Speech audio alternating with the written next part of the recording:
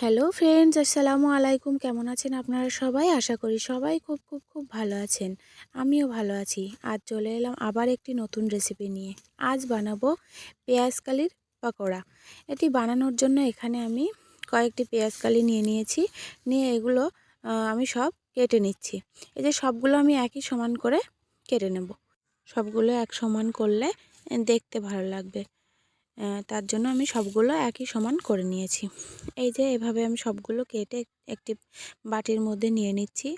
এবার একটু ভালো করে ধুয়ে নেব। সবগুলো কাটা হয়ে গেলে এই যে আমি এর মধ্যে পানি দিয়ে একটু ধুয়ে নিচ্ছি।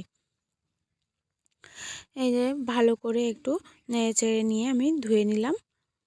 ধুয়ে এবার আমি এখানে কয়েকটা কাঠি নিয়ে নিয়েছি। এই যে এরকম কাঠি নিয়েছি। নিয়ে এবার আমি এই কাঠির মধ্যে চারটি করে পেঁয়াজকালি আমি গেঁথে দেব। এই যে আমি 4টে করে পেঁয়াজকালি গেঁথে দিয়েছি। আপনারা একটা দুটো বেশি কম করতেই পারেন। এভাবে গেঁথে আমি সবগুলো বানিয়ে নিয়েছি।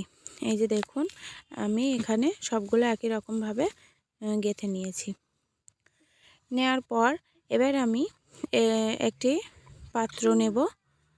এই যে আরেকটি পাত্র নিয়েছি। নিয়ে এখানে আমি এক বাটি নিয়ে নিচ্ছি বেসন। এক বাটি বেসন নিয়েছি। বেসনের মধ্যে দিয়ে দিচ্ছি পরিমাণ মতো লবণ, আর দেব হলুদ গুঁড়ো, সামান্য হলুদ গুঁড়ো দিয়ে দেব, আর দেব লঙ্কা গুঁড়ো। লঙ্কাও খুবই সামান্য দেব। আমার বাড়িতে বাচ্চা আছে, বাচ্চা খাবে বলে আমি অনেক অল্প দিয়েছি। আপনারা চাইলে আর একটু বেশি কম করে নিতে পারেন। আর দিয়ে দেব ওর মধ্যে কিছু কালো জিরে, আর দিচ্ছি একটু গরম মশলা গুঁড়ো।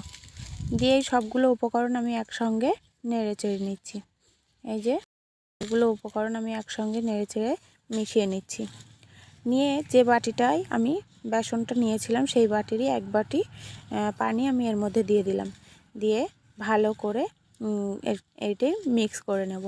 এই যে একটা ব্যাটার বানিয়ে নেব। আমি এই যে এখানে যে পানিটা দিয়েছিলাম ওই পানিটা আর হাফ বাটির মতো পানি লেগেছিল। দিয়ে এই যে এরকম থিকনেসের একটা ব্যাটার আমি বানিয়ে নিয়েছি। এবার আমি একটা প্যানের মধ্যে কিছুটা পানি দিয়ে এর মধ্যে আমি ওই যে বানিয়ে রাখা যে পেঁয়াজকালিগুলো গেঁথে রেখেছিলাম সেগুলোই আমি একে একে দিয়ে দিচ্ছি। এভাবে আমি সবগুলো একে একে প্যানের মধ্যে সাজিয়ে দিচ্ছি। অতটুকু পানিতে হবে না, তার জন্য আমি আর একটু পানি এর মধ্যে অ্যাড করে দিয়েছি। আর সামান্য লবণ উপর থেকে আমি ছিটিয়ে দিয়েছি, যেটা স্কিপ করে গিয়েছি দেখাতে। আপনারা একটু পানির মধ্যে লবণ দিয়ে ভাপ দেবেন, তাহলে খুব সুন্দর হবে। আমিও লবণটা দিয়েছি কিন্তু দেখাতে ভুলে গিয়েছি। এই যে এভাবে আমি সবগুলো সাজিয়ে দিয়েছি। এভাবেই এই যে এর মধ্যে এবার আমি কিছুটা পানি আরও অ্যাড করে দিচ্ছি, যাতে তাড়াতাড়ি এটি ভাপানো হয়ে যায়। এই যে দিয়ে আমি কিছুক্ষণ ধরে ভাপ দিয়ে নিয়ে এবার তুলে নিচ্ছি। এটা খুব বেশি নরম করার প্রয়োজন নেই, এমনিতেই ভাজার সময় আরও বেশি নরম হয়ে যাবে। এই যে এবার আমি কড়াইয়ে পর্যাপ্ত পরিমাণে তেল দিয়ে নিচ্ছি। নিয়ে এই দেখুন, আমি কালিগুলো এরকম সেদ্ধ করে নিয়েছি। খুব বেশি না, কিন্তু বেশ ভালোই সেদ্ধ হয়ে গিয়েছে। যে 50% সিদ্ধ হয়ে গিয়েছে। এবার এই পর্যায়ে আমি তুলে নিয়েছি।